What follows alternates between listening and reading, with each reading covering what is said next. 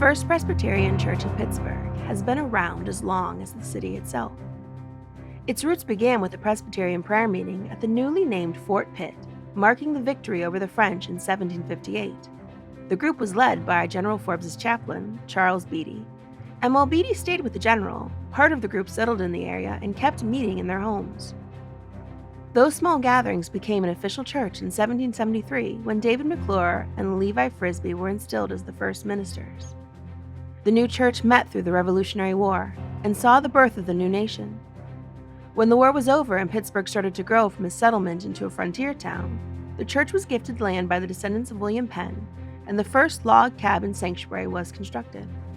The church has grown over the years, starting in that small log cabin and growing through 2 more buildings before they decided to construct the church you see on the site today. Which is where our story starts, because any Gothic-style church building needs stained glass windows. Stained glass was the art form of the European Middle Ages, and the cathedrals built then still draw crowds with their brilliant architecture and stunning windows. But in the late 19th century, a group of artists were experimenting to recreate these translucent wonders. And the most famous of those artists was Louis Comfort Tiffany. Tiffany and his rival Lafarge thought that the way to get the look of the Gothic windows was to use layers of opalescent glass, which were created by adding impurities to the molten glass rather than purifying them out. It made the glass multicolored, and the results are windows with an almost impressionistic look to them. This was the style that American consumers grew to know and love.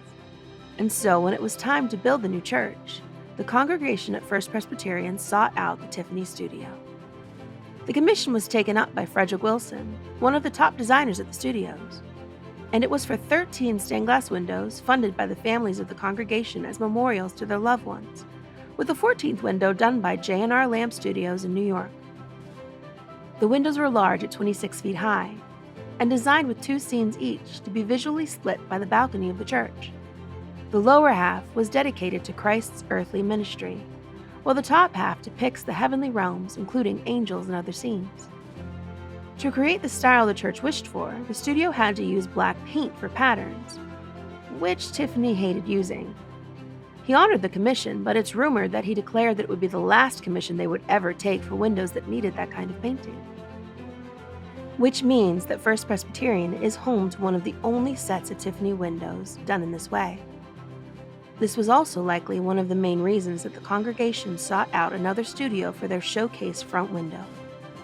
The man they found to do it was William Willett, who had just opened his studio on Liberty Avenue here in Pittsburgh. Willett had also studied stained glass in Europe, where Tiffany and Lafarge got their start. But Willett came to a very different conclusion. He thought that the use of opalescent glass was a travesty to the traditional process of making stained glass. So when he was commissioned, he relied on solid colors of clear glass and worked at recreating the traditional painting techniques. Up close, you can still see the details of each of the scenes, though they have faded over time. From a distance, the windows could not be more visually different. The Tiffany windows are ethereal with images you can see from anywhere in the church, while the Willett window is bold and colorful, but requires up-close viewing to make out the details. The contrast was so jarring that the pastor at the time, Dr. Maitland Alexander, had heavy curtains hung over the front window and commissioned an organ that covered the space where the window sits rather than showcase it.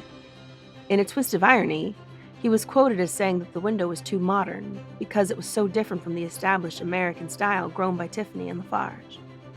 But really, Willett was a traditionalist, rather than the stained glass revolutionary that Louis Comfort Tiffany himself was. Willett did go on to create windows for the likes of Princeton and West Point, but First Presbyterian of Pittsburgh holds the first rosette window he ever created.